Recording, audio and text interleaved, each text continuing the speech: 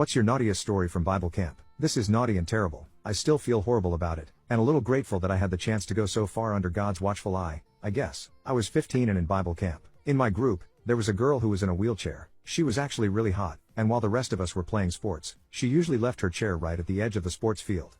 I got tired at one point and noticed her, so I walked over and asked her if she was okay. She said yeah, but she was a bit bored because she couldn't play. That's fair, I thought. My good deed of the day, I decided, was going to be to hang out with this girl instead of my other friends. I found a tennis ball and we tossed it back and forth for a while. Afterwards, we exchanged numbers, and she said she'd like to do this again. Cool. Later that day, she texted me from her lodgings and she wanted to meet up. Since guys and girls are in different lodgings, I went to hers and wheeled her over. She spent a while making me walk and finally picked a really nice patch of the grass for the two of us to sit on. What ensued could only be described as a very romantic date. Naturally, being teenagers, things got hot and heavy. She ended up on a small blanket we'd laid out so we wouldn't get dirty, and clothes started coming off really quickly. It got very steamy. Then, the worst happened. I heard the voices of the camp leaders. Unable to think about anything else, I said, "Crap, run," and bolted out of there like a track star. Only afterwards did I realize she was laying there almost completely naked when the Bible leaders came around.